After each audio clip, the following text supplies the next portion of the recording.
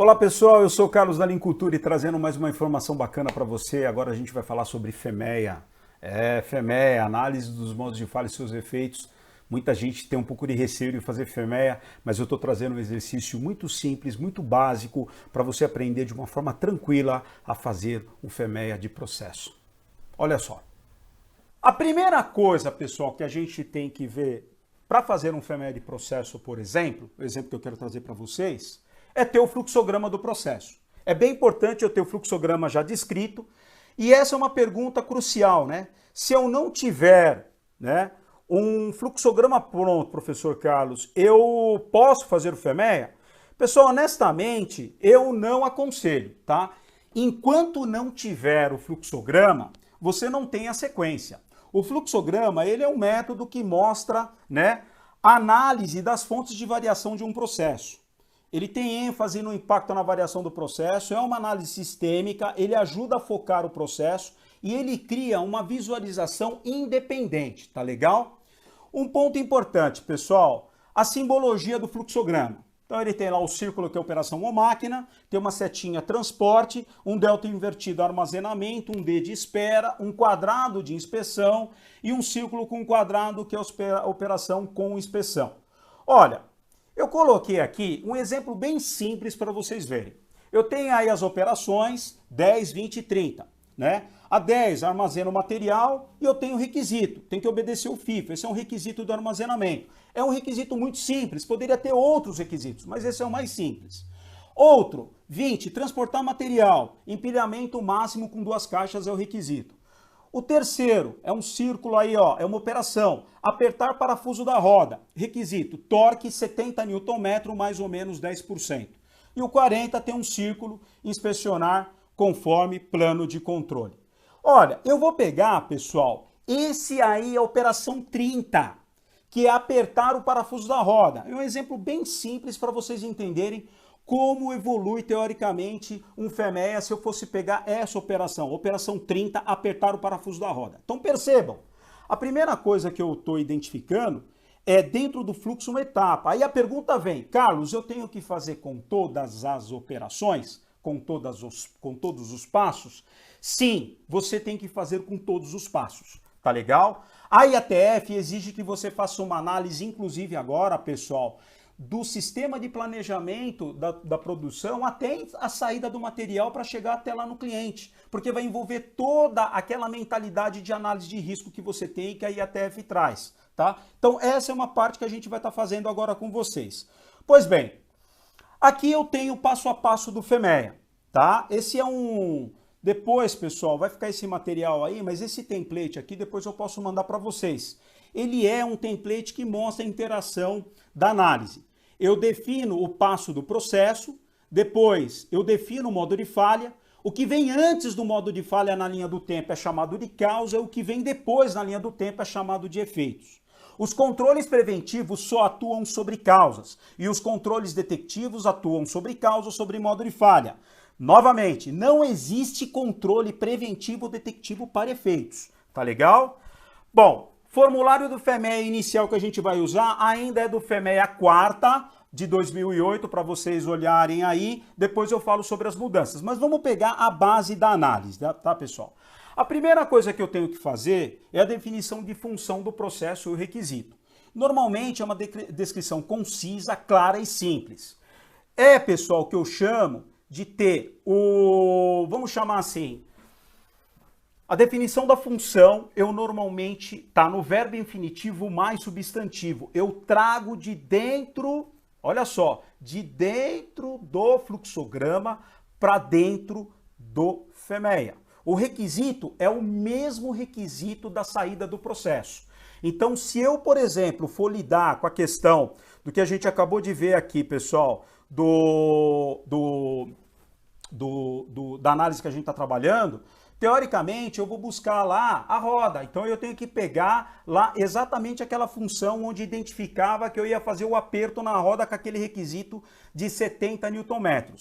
Se tiver requisitos distintos, pessoal, você deveria separar. Por exemplo, eu coloquei um requisito que é 70 Nm, eu poderia ter outro requisito, 4 parafusos, então eu iria analisar separadamente. Vendo isso dentro do formulário, pessoal, olha aqui, ó. Esse é o primeiro passo que eu tenho com relação ao FEMEA. Olha aí que interessante, né? Eu tenho lá o requisito, o item função, operação 30. Apertar parafuso da roda do veículo, tá certo? E tá lá, pessoal, ó, o torque, 70 Nm mais ou menos 10%. Ou seja, o torque pode variar de 63 a 77, de acordo? São 70 mais ou menos 10%, eu estou falando aí de 63 a 77. Então essa é a primeira parte que nós temos aí. Qual é a segunda parte, Carlos? A definição do modo de falha potencial. E aí vem uma questão. Como eu defino o modo de falha de uma função? Pessoal, normalmente, o modo de falha potencial, normalmente, tá, pessoal? Ele é o contrário da função, tá? Então, se eu falo que eu vou apertar, o contrário da função é dizer que eu não vou apertar. Então, o processo não vai conseguir realizar. Ou não atender o requisito. Por exemplo, se o requisito é 70 mais ou menos 10%, eu posso passar de 77, vai ser o modo de falha. E pode estar menor que 63 Nm. Então está fora da especificação. Isso é chamado de erro. Ou seja, o meu processo, se ele foi implementado com essa potencialidade, eu vou ter problema. Então, no ponto de vista de análise, pessoal, é importante eu saber que quando eu estou lidando com essa questão de modo de falha, eu tenho que ajustar para entender que o contrário da função seria o modo de falha, não apertar ou não atender o requisito. Como é que ficaria isso aqui, né, na análise, pessoal? Olha só, um dos modos de falha, pessoal, existem inúmeros, né? Mas um dos modos de falha que eu coloquei é apertar abaixo de 63 Nm. Ou seja, isso será considerado um erro, tá? Uma falha do processo. E aí você pergunte, Carlos, mas tem alguma forma de algo me ajudar para que eu tenha, de certa forma, uma coisa mais objetiva nessa análise do modo de falha? Sim, pessoal. Você tem no FEMEA, pessoal, 5 perguntas que você tem que fazer. Se você fizer essas 5 perguntas e tiver resposta para 5 perguntas, as 5 perguntas será um modo de falha. Então, por exemplo, como é a função não realizada? Não apertar. Como é a função realizada apenas parcialmente? Ó, hora apertar, hora não apertar. Talvez não tenha resposta. Como é a função, função realizada apenas de vez em quando? Olha, ela tem uma intermitência na execução da operação.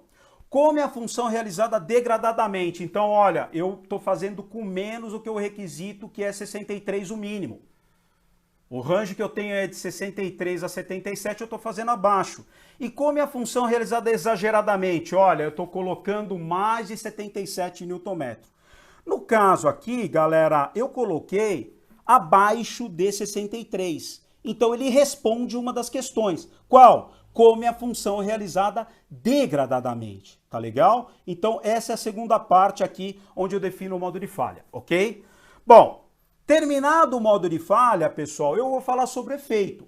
Então, olha só, pessoal, definição de efeito da falha do processo é uma descrição da consequência que vai acontecer se eu tiver um modo.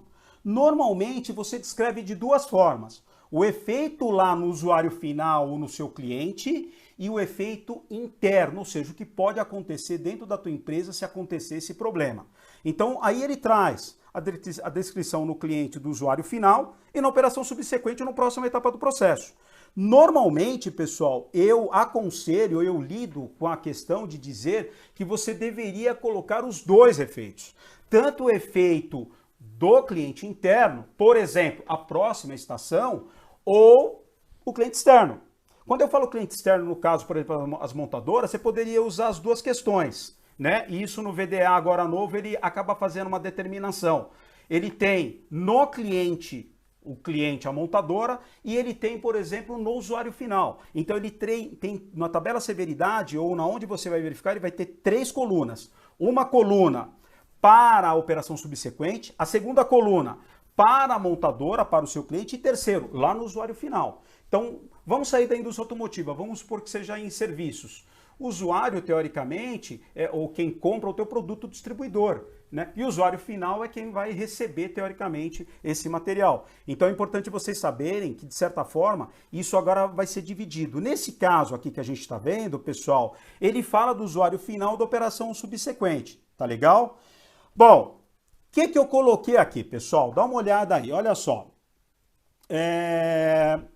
Deixa eu colocar aqui, opa. Olha lá, efeito potencial da falha. Eu coloquei 3, mas olha só, um efeito externo, eu coloquei interno, retrabalho em 100% do processo, ou seja, esse efeito, se identificado antes de ir para o cliente, eu vou ter um retrabalho em 100% do processo, tá? Vou pegar todas as peças e retrabalhar, ok?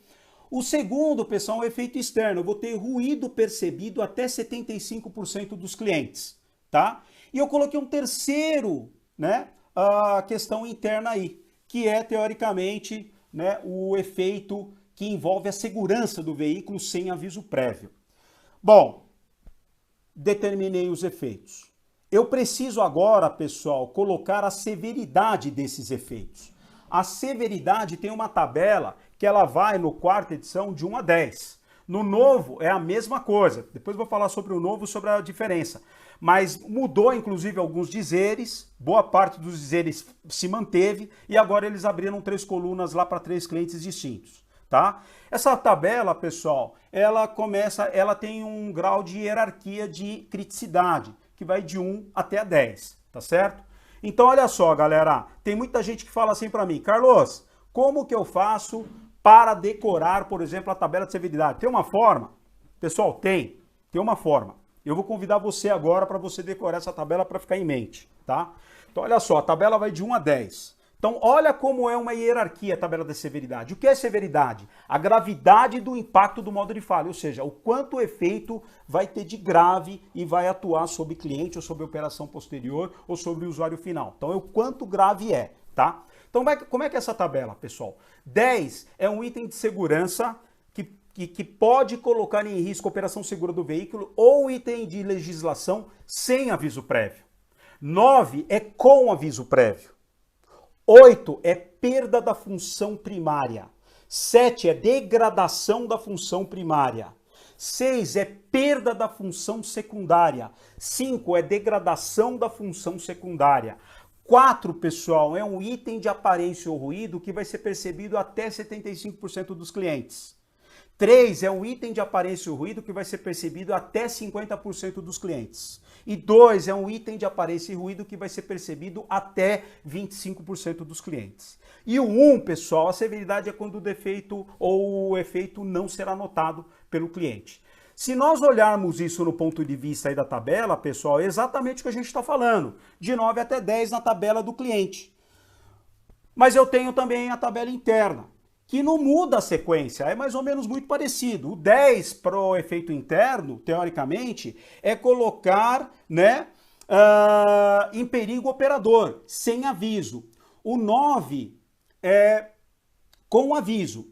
8, 100% dos produtos podem ser sucatados ou retrabalhados, ok? 7, uma porção pode ser sucatada ou retrabalhada. 6, 100% da produção pode ser retrabalhada. 5, uma porção da produção pode ser retrabalhada. 4, 100% da produção pode ser retrabalhada na estação. 3, uma porção da produção pode ser retrabalhada. E 2, pequeno inconveniente no processo. Agora eu tenho um exercício aí para vocês, pessoal, rapidinho. Tem um erro aí no peso dos efeitos. Olha, eu coloquei aqui para o retrabalho 100%, nota 8. O ruído percebido até 75% dos clientes, nota 4. E o item de segurança veicular sem aviso prévio está com nota 10. Você seria capaz de identificar qual o erro que tem aí nas notas? Tempo! Vamos lá. Opa, vamos lá. Achou, né? O retrabalho 100%, pessoal, vamos ver lá, ó. Retrabalho 100%, ó, 100% da produção pode ser retrabalhada. Ele é nota 6. 8 seria se ele fosse o quê? seria se ele fosse sucatado. Ele não será, ele vai ser retrabalhado. Então eu vou trocar aqui a nota e vou colocar a nota 6. Tá lá, ó, ok? Pois bem, pessoal, fiz o efeito e coloquei a nota do impacto da severidade. Agora eu tenho a nota que eu vou trazer aqui para dentro na coluna. Ora, eu tenho 3 efeitos. Um é 6, o outro é 4 e o outro é 10. Então, qual é o número que eu trago para dentro da severidade para esse modo de falha? Cada modo de falha terá uma severidade. Somente uma severidade. Nota 10, porque eu considero o número maior, ok? Bom, continuando, eu tenho agora a classificação, né, da característica. Como é que eu faço a classificação da característica, Carlos? A classificação da característica, pessoal, é uma coluna usada para delinear no modo de falha. Então ele resulta como análise, e essa classificação da característica, ele pode ou não indicar a necessidade dessa característica migrar para o plano de controle. Tá legal? Então ele é um ponto importante, e olha que importância do FEMEA. Ele determina se, teoricamente, essa característica deveria migrar para o plano de controle. Através de onde? Da classificação. Tá legal? Bom, um ponto importante, pessoal. Aqui eu coloquei como isso é um critério que cada cliente adota ou cada empresa no sistema da qualidade adota. Eu coloquei aqui o YC, que eu coloquei como característica crítica. Por que é uma característica crítica? Porque a severidade é 10. Deixa eu olhar aqui uma questão importante, pessoal. Opa, tá aqui. Por que ele é crítico? Porque a severidade é 9 ou 10. Quando que ele poderia ser considerado especial também a característica? Se ele tivesse uma severidade de 5 a 8 com ocorrência igual ou maior a 4. Então, olha só, estou dando uma sugestão. Se eu tivesse um manual da qualidade, eu diria o seguinte: será considerado características importantes especiais e controladas no ponto de controle se o cliente exigir alguma característica ou se a severidade for 9 ou 10. Ou se a severidade for de 5 a 8, com ocorrência igual ou maior a 4. Tá legal? Então esse é um ponto importante com relação à questão, né, da identificação da característica. Nesse caso, eu usei um critério de dizer que 9 ou 10 é crítico. Então eu coloquei um C de critical. Então a característica crítica, ok? Pois bem, pessoal, qual é o próximo passo? Agora eu preciso definir qual é a causa potencial, ou seja, qual foi a razão que aconteceu o modo de falha? O modo de falha, pessoal, pode ter várias causas distintas e a gente tem que tomar cuidado com isso, tá? Eu considero todas as variáveis de entrada de um processo, o famoso MMM, material, mão de obra, máquina, método, medição, meio ambiente, tá legal? Então, ele define e aí ele traz até alguns exemplos. Variação da máquina, quebra de ferramenta, vibração do sistema, excesso de temperatura, velocidade inadequada, pressão insuficiente. Essas são as entradas, são as variáveis de entrada dessa etapa do processo do aperto, tá? Então, isso foi importante para ajudar na definição aí, tá? Bom, eu coloquei aqui, pessoal, a máquina descalibrada. Foi a causa de primeiro grau. Tem muita gente que fala assim, no FEMEA você tem que colocar causa raiz. Esqueçam isso, pessoal. Não é causa raiz. Você tem que colocar causa de primeiro grau. O FEMEA não é uma ferramenta de analisar causa raiz de problema. Análise de causa raiz de problema, pessoal, é 8D, tá legal? Então eu coloco a causa imediata. Aliás, o nome do FEMEA é Análise do modo de falha e os seus efeitos. Não é análise dos modos de falha e suas causas raízes. Não, é a falha de primeiro grau. Nesse caso aqui, a falha de primeiro grau, pessoal, ela é a máquina descalibrada. Eu defini isso como a minha causa e é uma variável de entrada. Em seguida, pessoal, eu tenho aí a ocorrência, ou seja, qual é teoricamente a probabilidade dessa causa ocorrer, ou seja, qual é o meio, né, que eu tenho que possa, de certa forma, fazer com que isso não ocorra, só se eu atuar em cima de controles preventivos. Mas nesse caso aqui agora, eu estou perguntando qual é a ocorrência da causa e, consequentemente, do modo de falha.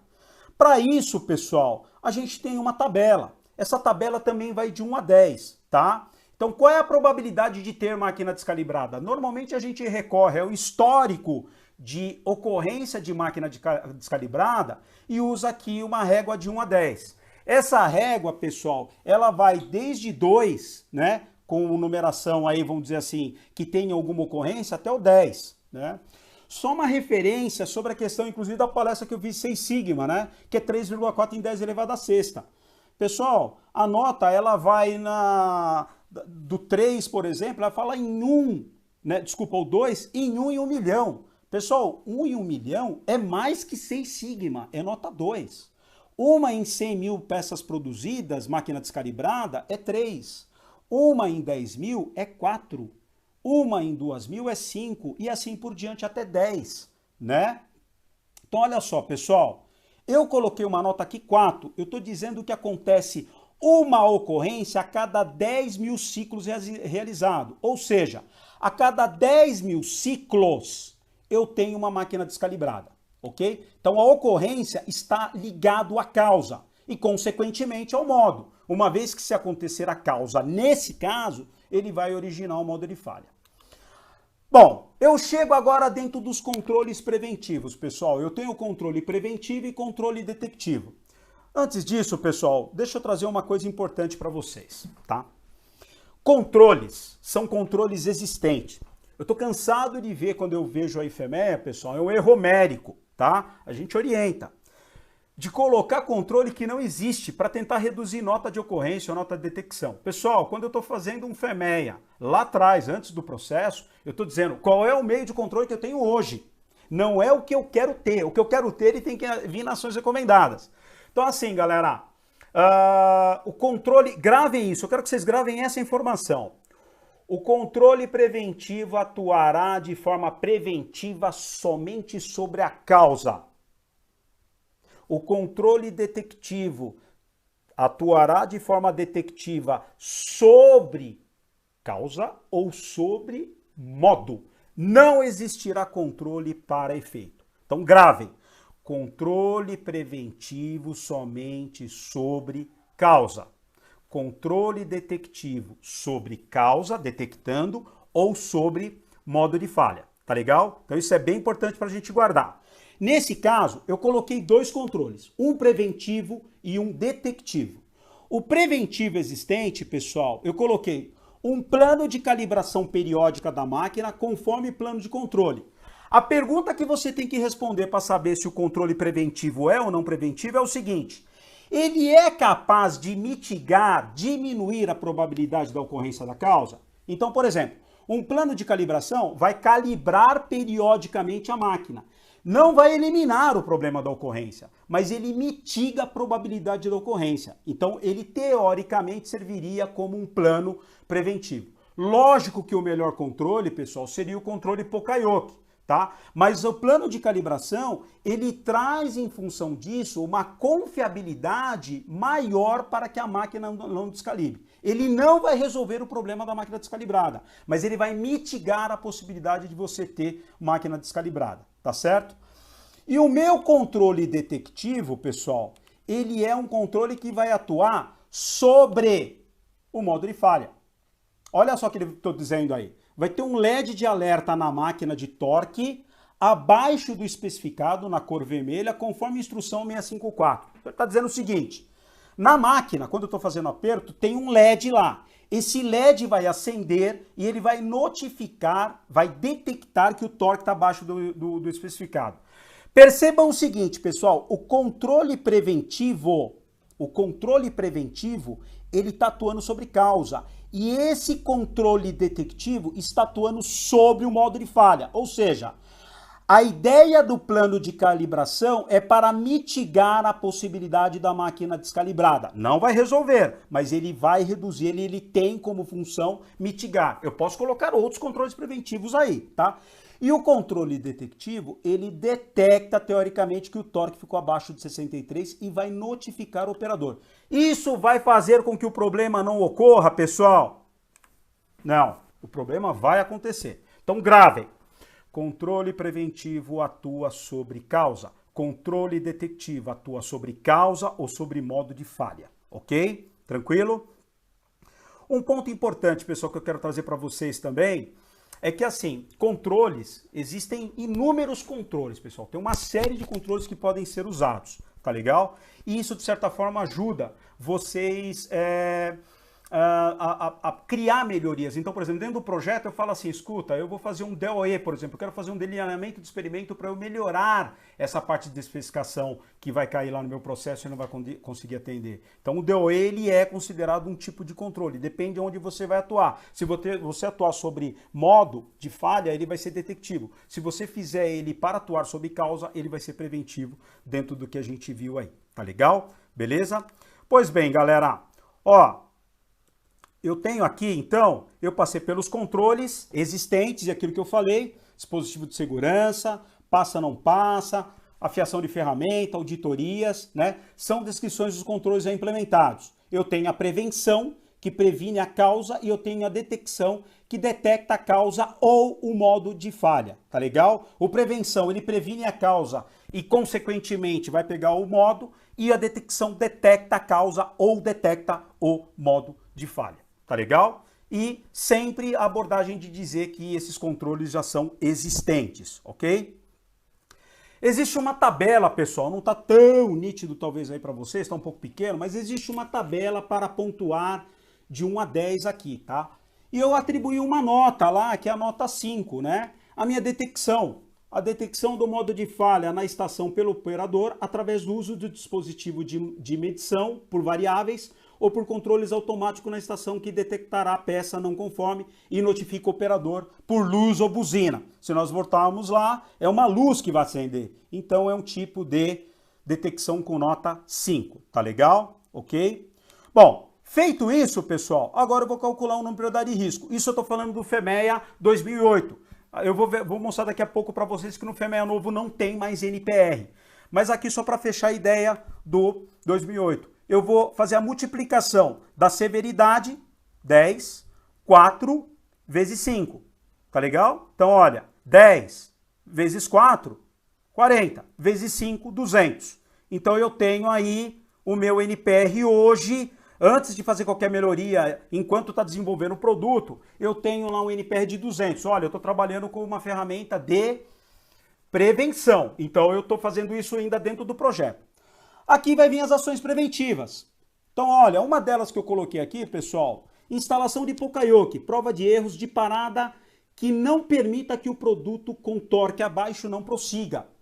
Se eu fizer isso, pessoal, essa ação, eu vou reduzir pela tabela do FEMEA, eu reduzo. Lá na tabela, o 3 ele diz, olha, a detecção do modo de falha na estação pelos controles automáticos, tá? De peças não conforme, bloqueando automaticamente para prevenir que vá para o processo posterior.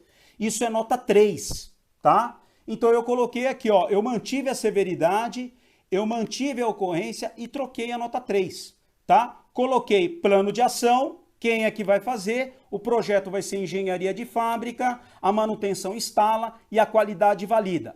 As ações tomadas ainda não foram tomadas, mas elas vão ainda passar por uma validação depois a qualidade, e a qualidade vai fechar essa data, e eu tenho aqui a severidade, ocorrência e detecção com o NPR diminuído. Então eu tenho aí um NPR que era de 200, ele chegou aqui em 120, tá legal? Isso dentro do projeto, pessoal. Então o que eu estou dizendo para vocês é que eu ainda estou dentro do projeto. Por isso, como foi lembrado aí pelo colega que fez o comentário, é a ferramenta de prevenção. Eu ainda não comecei o meu processo, tá legal? Eu tenho lá uma questão que eu estou atribuindo, teoricamente, um potencial que ainda vai ocorrer, que ainda vai acontecer. Então, ainda dentro do projeto, eu posso, de certa forma, tentar mitigar a possibilidade desse erro, tá legal? Então, isso para ficar claro aí para vocês com relação a melhoria contínua, ações recomendadas. Tem muita gente que fala assim, Carlos, ações recomendadas é depois, eu tenho que fazer depois do FEMEA, quando já lançou o produto? Não, você tem que fazer ainda dentro do projeto. Logicamente que as empresas muitas vezes não têm recurso, não têm capacidade financeira para fazer as grandes melhorias, acaba até estendendo para depois, mas isso fica como histórico de melhoria que você tem que atribuir, tá legal? Pois bem, pessoal, olha, feito lá o número de prioridade de risco, aquela questão que eu citei para vocês, está aqui o slide, né, sobre a classificação, para ficar claro aí, tá? Eu citei aquela hora na classificação. As características especiais são as críticas e as significativas. A crítica é um delta invertido que eu vou usar, ou um YC, de critical. E as significativas, um S ou um YS, de significante. Quando eu tenho a crítica, quando a severidade é 9 ou 10, e quando eu tenho a significativa, quando eu tenho severidade de 5 a 8, com ocorrência igual ou maior a 4. Então o que eu estou querendo dizer, pessoal, é que quando eu tenho uma ocorrência igual ou maior a 4, eu já considero teoricamente uma característica significativa, mesmo que a severidade seja até 8, não seja 9 ou 10. Até porque a gente viu que se for 9 ou 10, ela é considerada crítica, vamos dizer assim.